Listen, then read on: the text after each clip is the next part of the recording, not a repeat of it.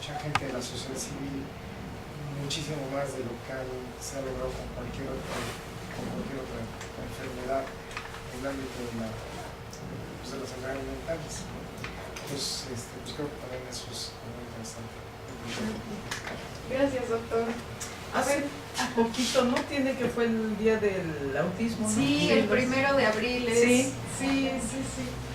Pues bueno, muchas gracias al doctor por la invitación, gracias a ustedes por venir. En realidad yo hoy les voy a dar pues lo que se conoce como un psicoeducativo, que es darles información general sobre el trastorno del espectro autista, pues para derribar algunos mitos y que tengan información adecuada y científica sobre el tema. Entonces, bueno, el objetivo, además de esto que les acabo de decir, es que van a conocer la definición, la evolución y los tratamientos disponibles que hay para el trastorno. ¿Qué es? Primero, es muy importante. Es un trastorno, o sea, TEA significa trastorno del espectro autista, y esto es que algunas áreas del aprendizaje y del desarrollo son afectadas, pero no significa que el aprendizaje no pueda ocurrir. Y hay algunas cosas en las cuales hay excesos y otras en las cuales hay déficits. Eso es por lo que es un trastorno. No es una enfermedad mental, es un trastorno. Y, por ejemplo, los excesos, ahorita vamos a hablar de ellos, pero pueden ser estereotipias o apego a rutinas, que es algo de lo que tienen en común con el trastorno obsesivo-compulsivo. Y en cuanto a déficits, pues hay déficits sobre todo en socialización, o sea, de repente las personas empiezan a mejorar mucho, pero algo que siempre van a tener afectado va a ser la socialización. Eso podría mejorar, pero nunca va a estar al nivel de un control, y eso es diferente al trastorno obsesivo-compulsivo. También mantener, o sea, comunicación y socialización es lo que siempre va a estar afectado. Y pueden tener excesos también en cosas positivas, como coeficientes intelectuales más elevados, que tampoco es la norma y son los menos de los casos con autismo o Asperger o autismo leve, pero sí llega a ocurrir que tienen inteligencia por arriba del promedio. ¿Por qué ese espectro? Porque el grado de alteración no es el mismo de un niño a otro. Y de hecho, si se conoce un niño con autismo, no se puede conocer a todos, cada uno tiene diferentes afectaciones. Digo, eso es común con todos los trastornos. Hay algunas características generales, pero cada quien tiene particularidades. Y es algo muy complejo, o sea, unos niños presentan más de unas cosas, otros niños presentan más de otras. Y bueno, pues Stephen Shore justo decía, si conoces a una persona con autismo, solo conoces a una, no conoces a más. Es un trastorno del neurodesarrollo. ¿Esto qué significa? Que hay impedimentos en el crecimiento y en el desarrollo del cerebro y del sistema nervioso central que afectan al área emocional de aprendizaje, autocontrol y memoria. Esto también significa que variables ambientales psicológicas no contribuyen para las causas del autismo.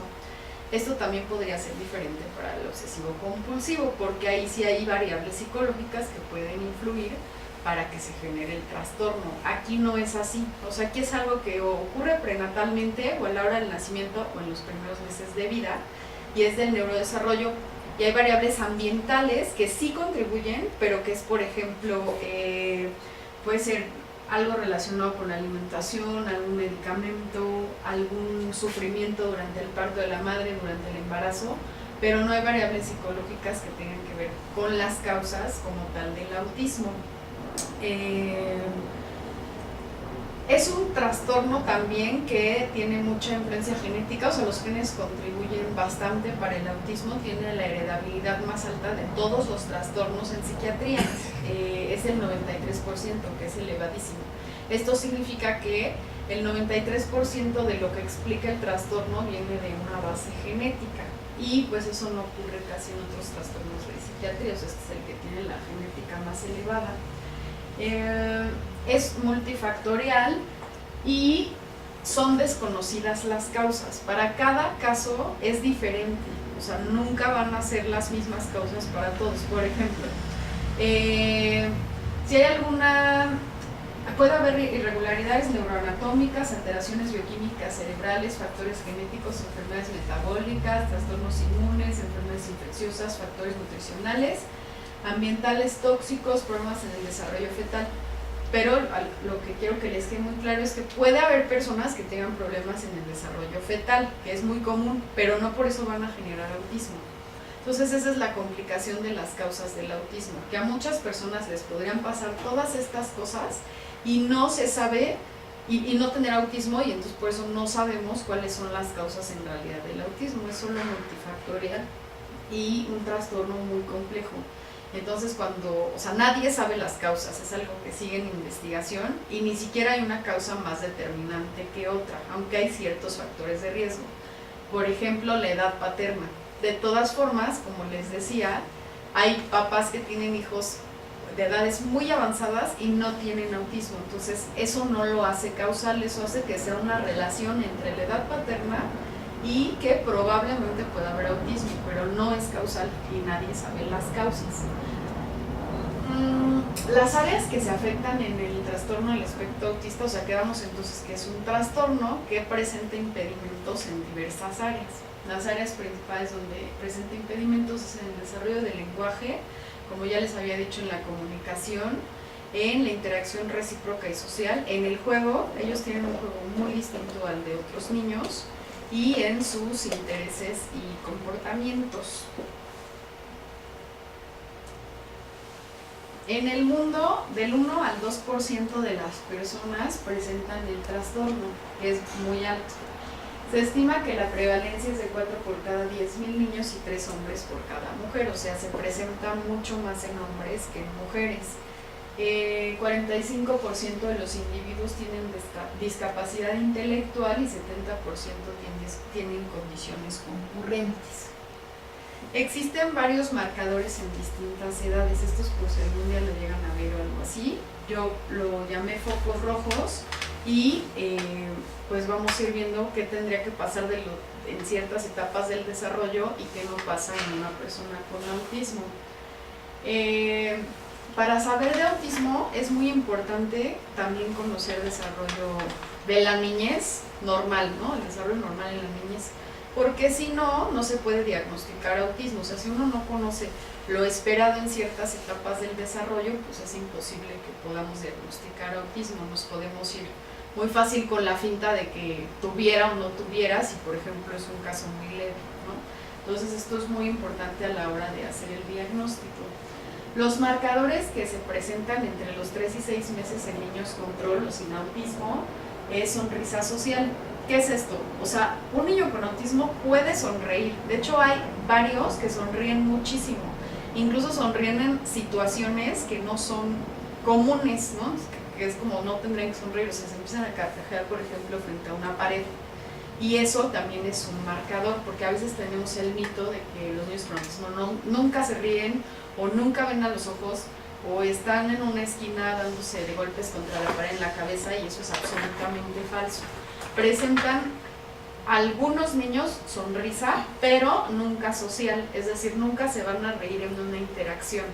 O sea, por ejemplo, si la mamá le dice al niño, ay, mijito, ¿cómo estás? O le aprieta sus cachetes o algo, pues el niño no se va a reír con ella, pero a lo mejor lo pueden ver riéndose en alguna otra circunstancia en la que no esté teniendo ningún tipo de interacción.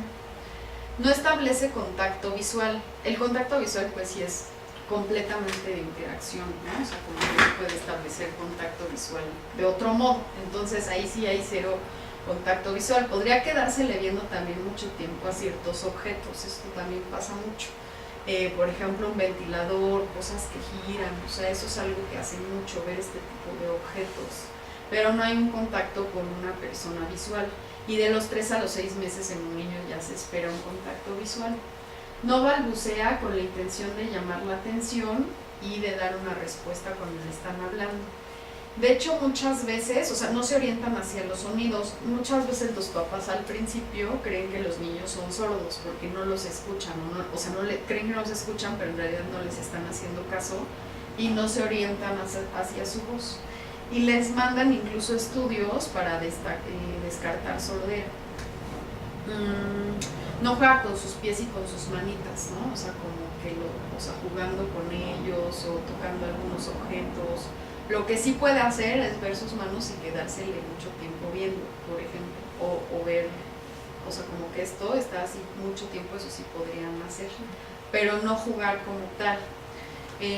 No tienden a tomar los objetos y no reconocen claramente a sus padres y familiares cercanos de otras personas. De los 7 a los 9 meses no extraña a sus papás cuando se van, por ejemplo. No estiran los brazos para ser levantados, justo como por esta falta de contacto, no estiran sus bracitos. No se esfuerzan por alcanzar objetos lejanos, no exploran juguetes, sí los manipulan, pero no los tiran, por ejemplo, o sea, como que solo los manipulan para estarlos tal vez viendo, ¿no? Pero no hacen un tipo de juego que haría un niño control. No repiten sílabas sueltas tampoco, o sea, de hecho no hay como una, o sea, como esto de mapa, ¿no? Que empiezan a decir los niñitos entre los 7 y 9 meses, ellos no tienen este tipo de lenguaje.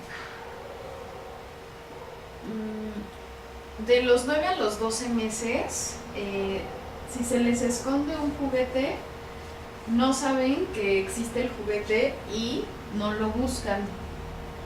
Se hizo, por ejemplo, un estudio muy interesante que es sobre teoría de la mente, o sea, como de poder predecir el comportamiento de otras personas.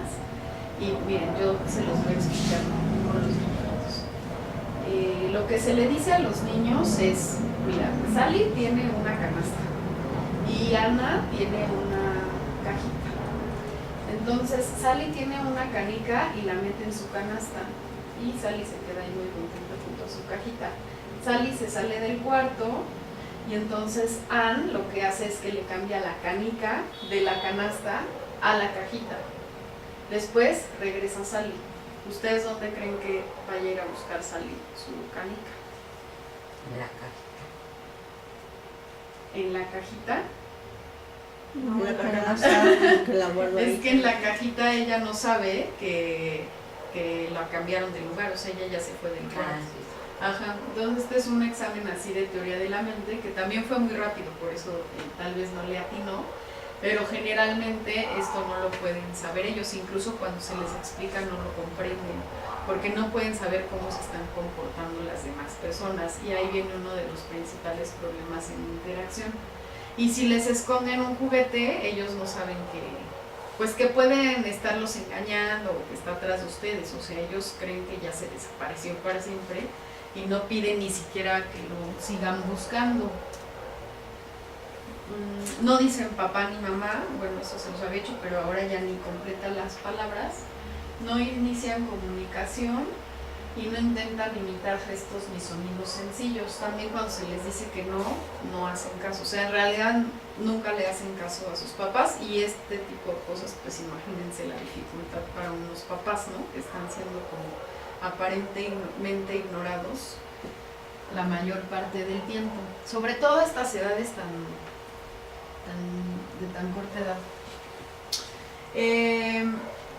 De los 12 a los 18 meses no se interesa por los demás niños, no señalan ni nombra objetos, o sea, porque los niños siempre se interesan mucho por otros niños, o sea, si ustedes dejan un niño y con otro, siempre empiezan como a intentar interactuar, o sea, es algo que se da naturalmente. Y le pregunta su nombre o le dice hola o algo y empiezan como a juntarse y se ponen en grupo. Eso es así súper natural. Se ve en las escuelas, o sea, se ve siempre que hay grupitos de niños así en fiestas infantiles. Y los niños con autismo no tienen interés por otros niños. No señalan ni nombran los objetos, desconocen las partes de su cuerpo, no se puede identificar en un espejo. Si ustedes le dicen mira para allá, es probable que no voltee o que los ignore. No aumenta su lenguaje y no repiten las palabras que escuchan, o sea, para esta edad ya los niños empiezan a decir varias palabras y los niños con autismo, si es que tienen mucho lenguaje, podrán decir 5 palabras o menos y puede que no digan nada. Imitan cosas sencillas que hacen los adultos. No, perdón, aquí me equivoqué. No imitan cosas sencillas que hacen los adultos. O sea, y también son muy literales. Si ustedes le hacen así de, hola, bueno, ¿cómo estás? No van a entender nada porque esto qué es, ¿no? O sea, como que este tipo de señas no las comprenden. Entonces necesitan el objeto como tal, o sea, como de hola y tomar el teléfono para que digan, bueno. Pero también, o sea, esa parte pretendida tampoco la van a entender, o sea, tendría que de verdad alguien estarles hablando para que dijeran, bueno, ¿quién es? Pero si no hay nadie, no van a entender que están simulando, que están jugando a hablar por teléfono.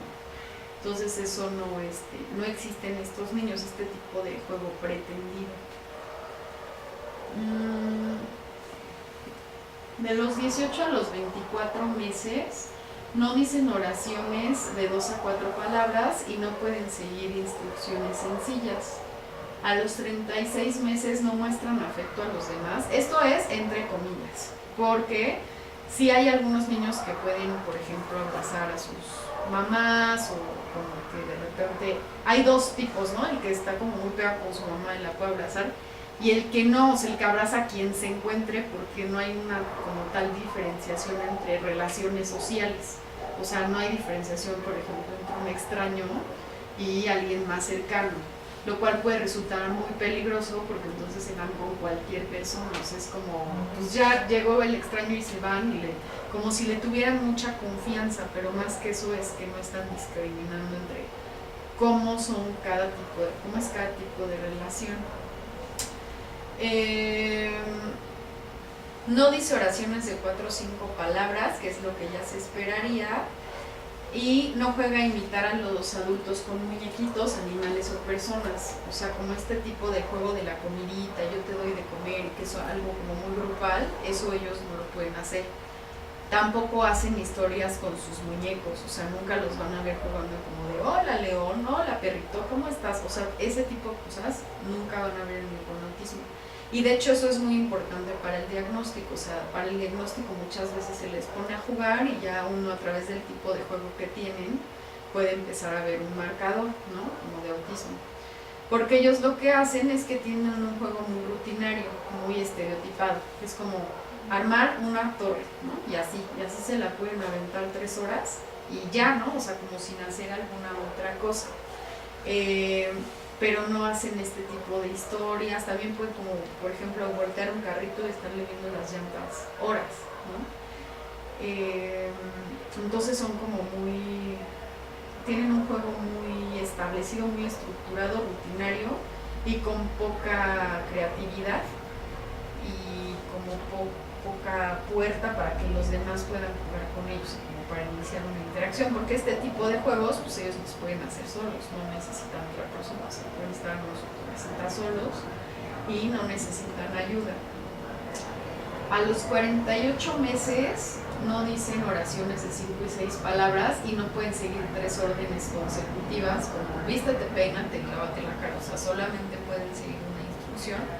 Y a veces tienen algún tipo de rutinas parecidas al trastorno obsesivo compulsivo, que es como se tiene que poner la ropa en un orden determinado, porque si no se enojan muchísimo y empiezan como a gritar y a mostrar mucho malestar emocional.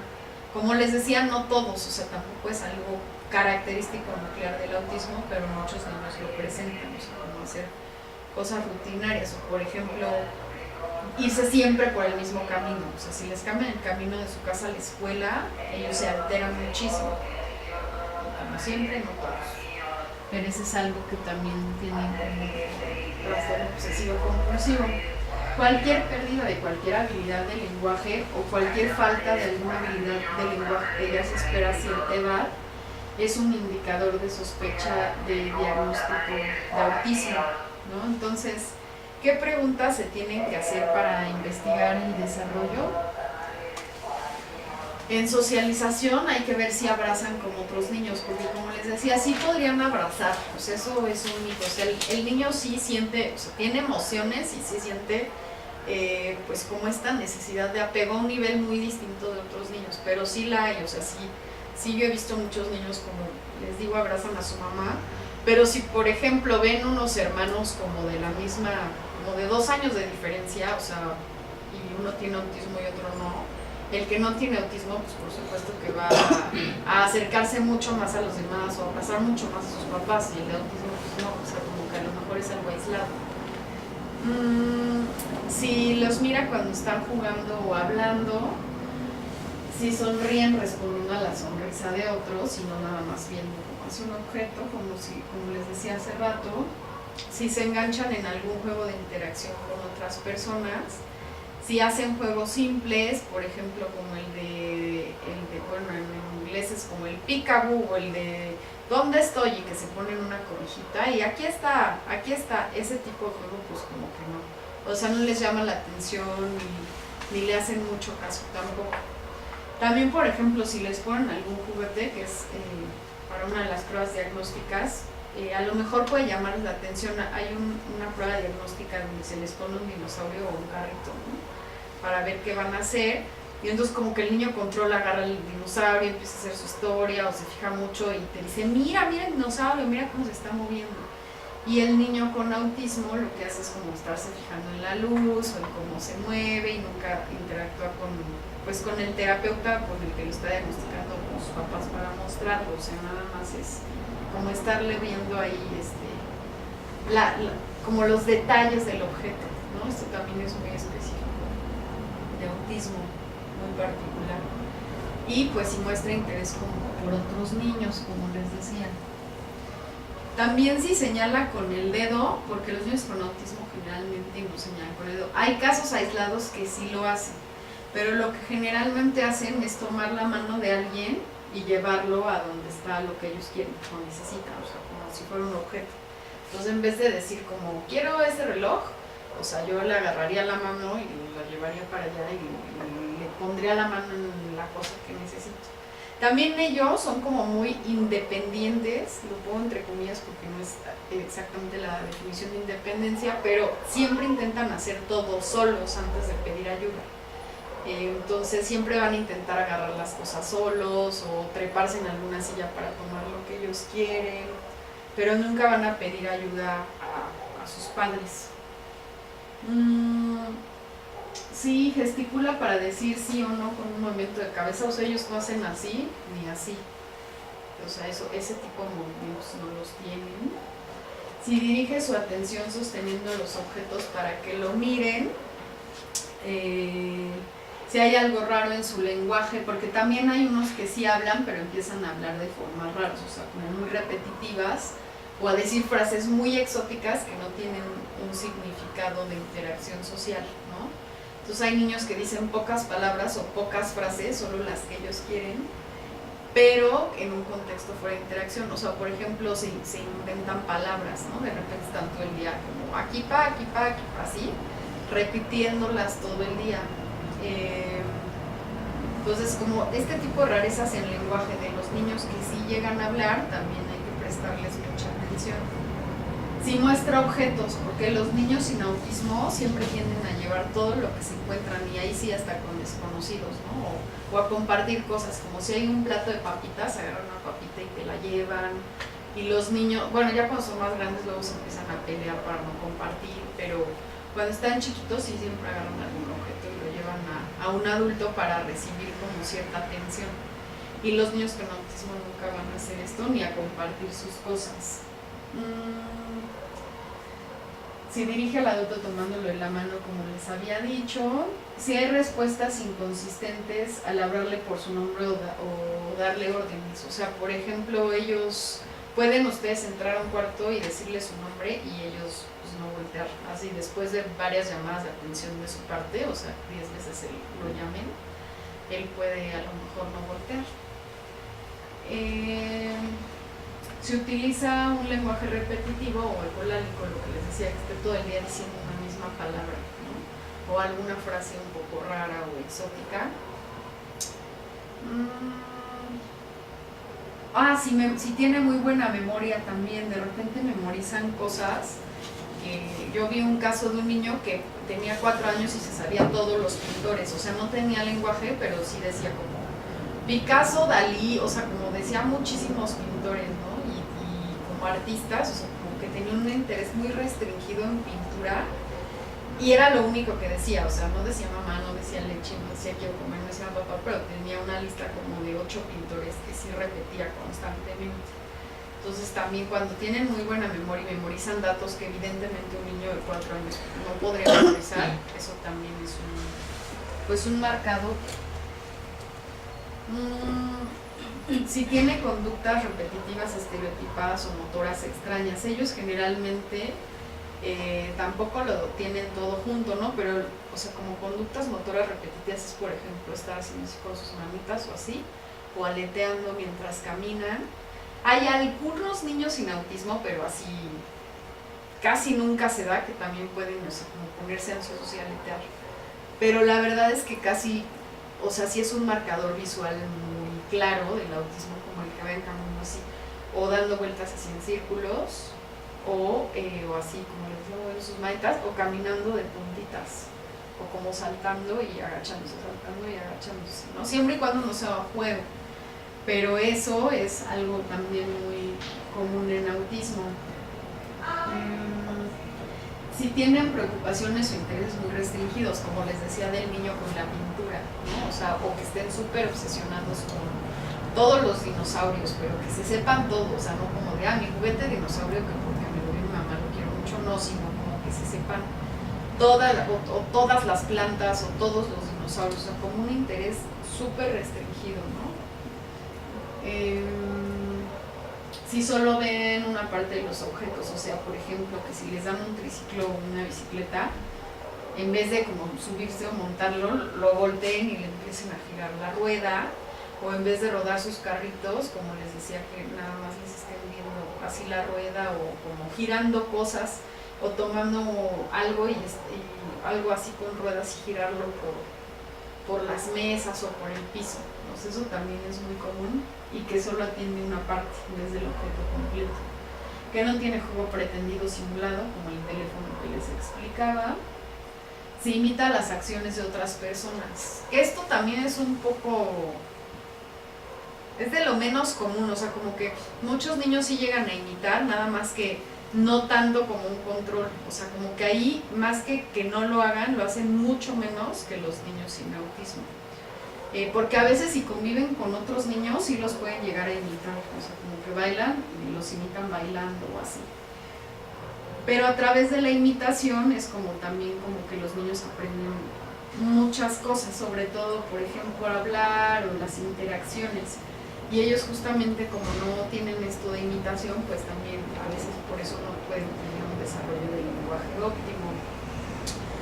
Pero además de muchas otras razones, algunas también conocidas y algunas otras desconocidas.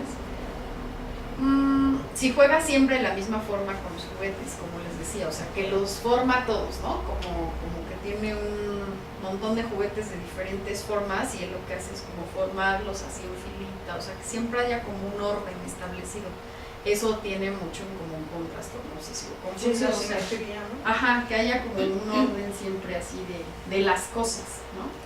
Y otra cosa en común con trastorno obsesivo-compulsivo es que ellos no aguantan los cambios, o sea, como que la adaptación al cambio se les dificulta mucho.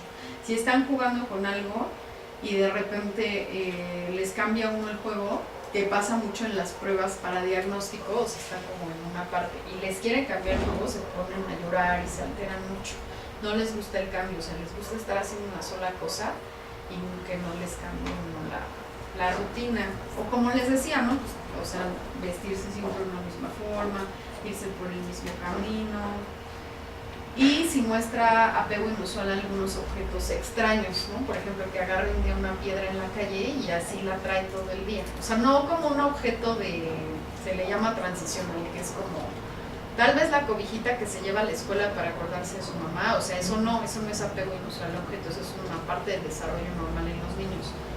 Pero un objeto ya que no tiene como una simbolización emocional, eso sí ya es un objeto raro, como una bolsa de basura que se encontró, una varita, muchos tienen una varita, o sea, como que muchos niños tienen una varita, o algo que se encuentra, una hoja de un árbol, cosas así, un apego inusual a objetos así. ¿Cómo se diagnostica el trastorno del espectro autista?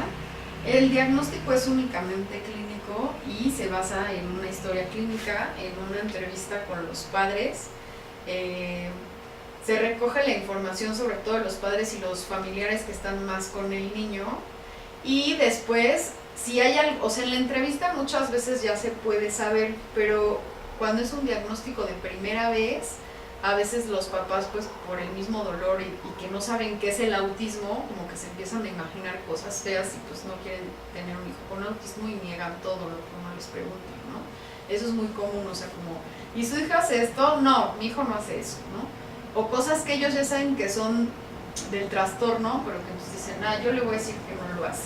Eso pasa mucho. O que se contradicen entre los papás. Entonces, justo por eso, cuando en la entrevista no es suficiente, pues se tiene obviamente que observar al niño. Bueno, en un diagnóstico de primera vez siempre se tiene que observar al niño.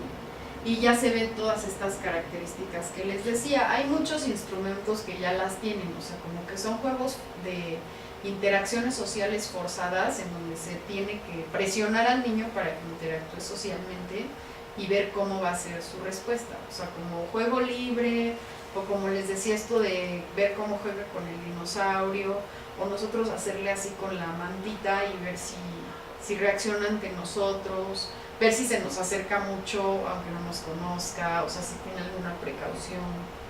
Porque a veces los niños, sobre todo que ya tienen lenguaje, que ya son más grandes, pues a veces si hay alguien que no es experto en el desarrollo, sí puede confundir, o sea, pasar por niño control. Pero siempre hay un indicador en socialización, en la interacción, que a uno le indica que no es precisamente un control, como por ejemplo que de repente un niño de más o menos 6 años se te acerque y te abrace sin conocerte. Eso es un indicador de socialización inadecuada, ¿no? Como les decía, que se va con cualquiera o algo así. O que dice comentarios muy impertinentes. Los niños generalmente dicen cosas impertinentes algunos, o sea, no es tampoco eso lo más indicativo, pero que se repita mucho sí es algo ya muy característico de autismo, aunque sea de un autismo leve. Existen apps, sí, se diagnostica a los 2 años de edad, desde los 2 años de edad, pero el diagnóstico pues es mucho más confiable a partir de los 4 años, aunque a los 2 ya están todos estos marcadores que si se fijan todo lo que yo les dije, pues había varias cosas que ya se podían ver de los 0 a los 2 años. Entonces sí ya se puede uno dar una idea de si el niño tiene autismo o no. Se deben evaluar problemas médicos y neurológicos, uso de fármacos y posibles alteraciones del lenguaje y del aprendizaje.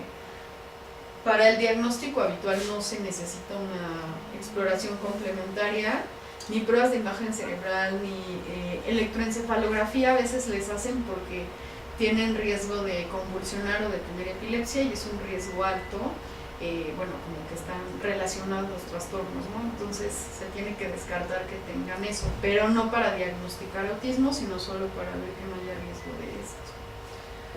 El diagnóstico es únicamente clínico y luego tiene que hacer siempre un neuropsiquiatra. Pues ya si tiene algunos otros colegas como psicólogos, está bien, pero ya el diagnóstico oficial lo tiene que dar un neuropsiquiatra. Hay varios niveles de severidad en el autismo y se va midiendo pues dependiendo cómo está afectado el lenguaje, cómo está afectada la comunicación, o sea, cada una de las características centrales del autismo.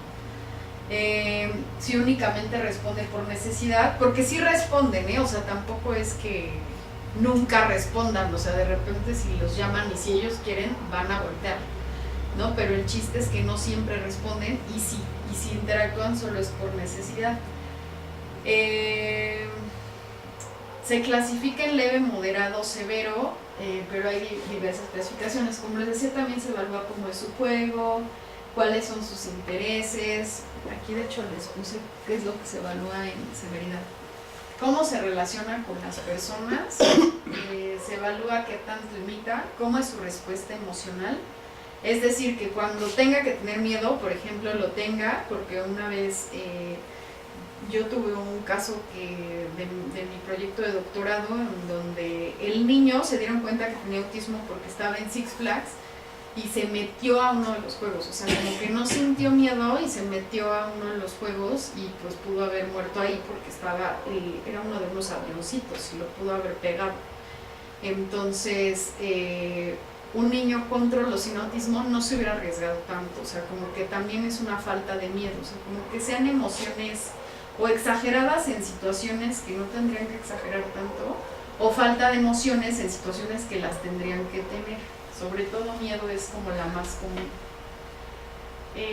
Ver su uso del cuerpo, o sea, como les decía, que no tenga este tipo de movimientos que les describí hace rato, cómo utilizan los objetos, su adaptación al cambio, su respuesta visual, su respuesta auditiva.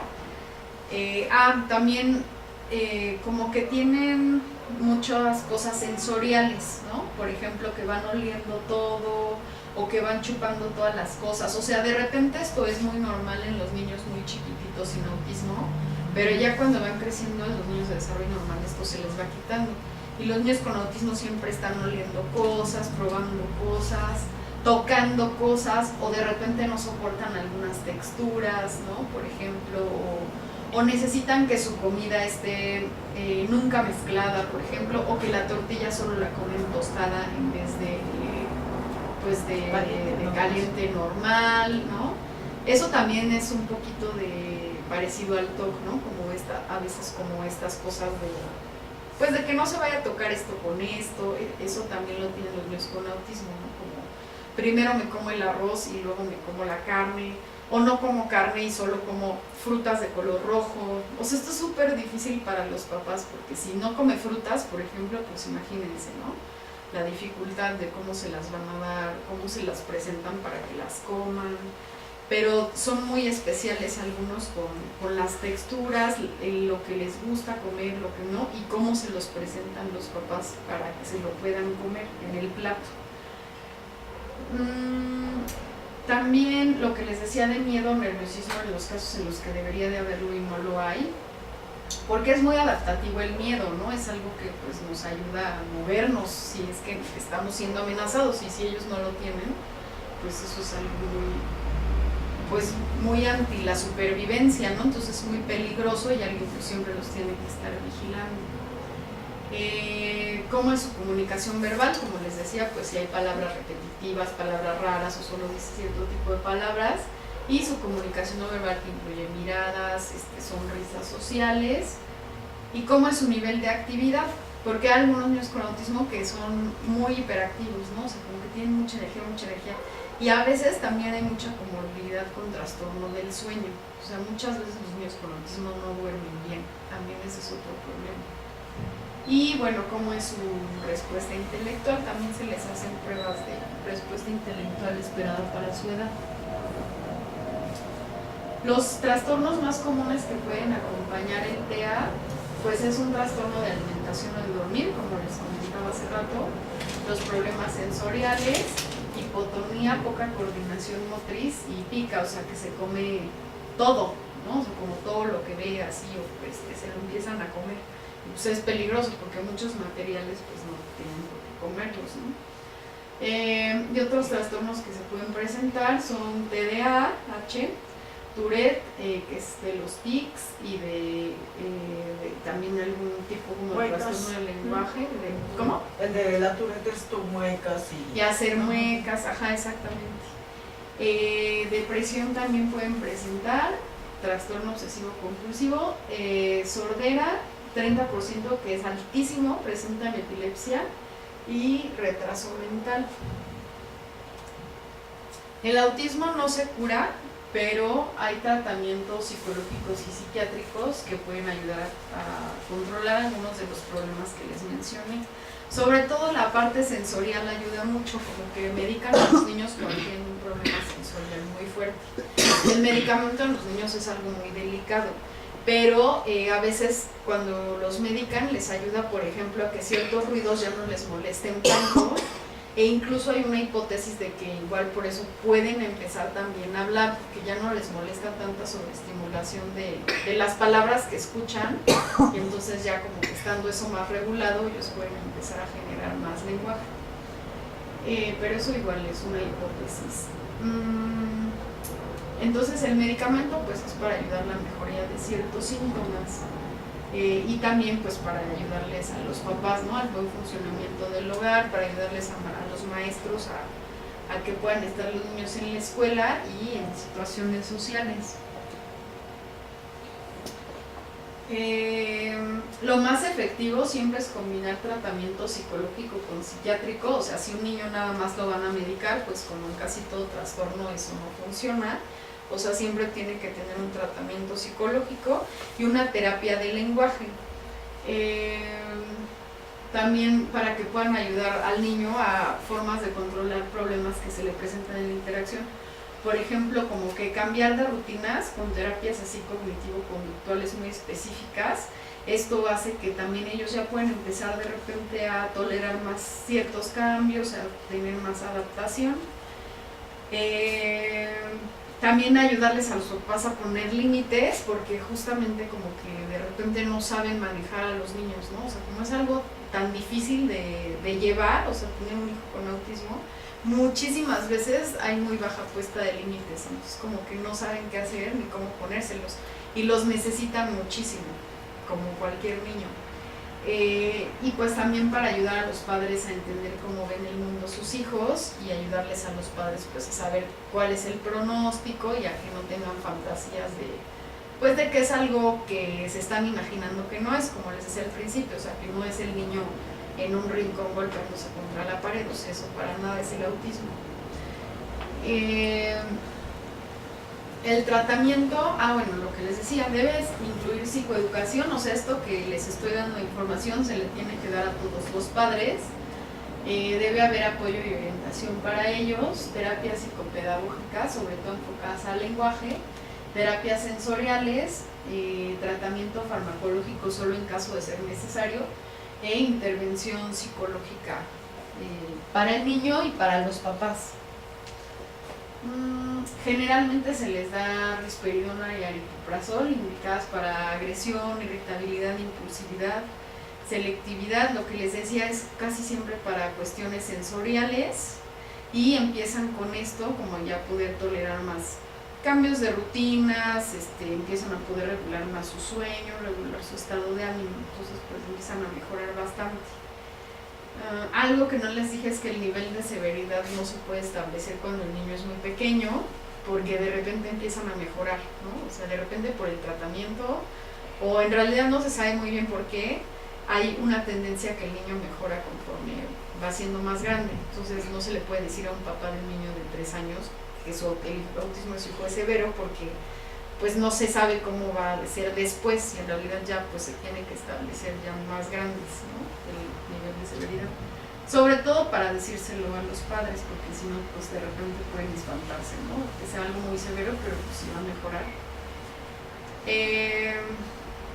El uso del tratamiento farmacológico depende de la intensidad de los síntomas y no es para curar, y se utiliza sobre todo para trastornos del sueño, por si hay también ansiedad, movilidad con ansiedad o con depresión.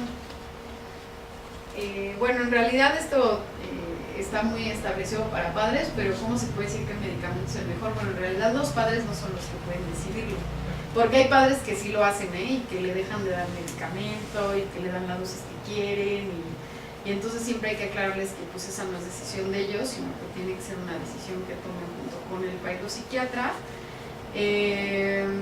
Depende pues de la severidad de los síntomas, de cómo es la mejoría, de que sí le caiga bien el medicamento, no a todos les caen bien los mismos medicamentos, y que no tenga efectos secundarios, ¿no?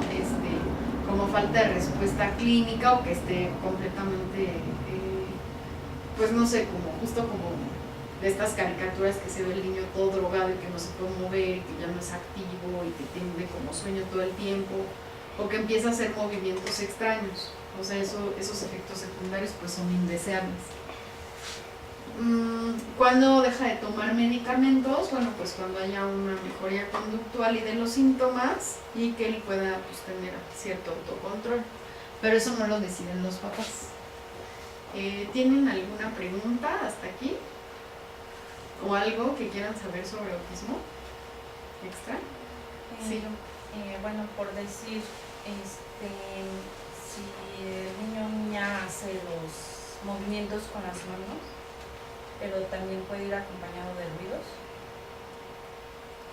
Sí, o sea, se refiere a que como por ejemplo haga como algo así. Algún ruido.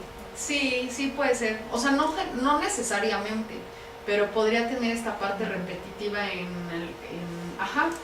o sea, hacerlo al mismo tiempo, como sus palabras, o decir lo que les decía, como mesa, mesa, mesa, mesa, mesa, e ir así, sí, eso es común también. Pero puede ser aislado, nada más estar diciendo mesa, mesa, mesa sin los movimientos, o los movimientos solos.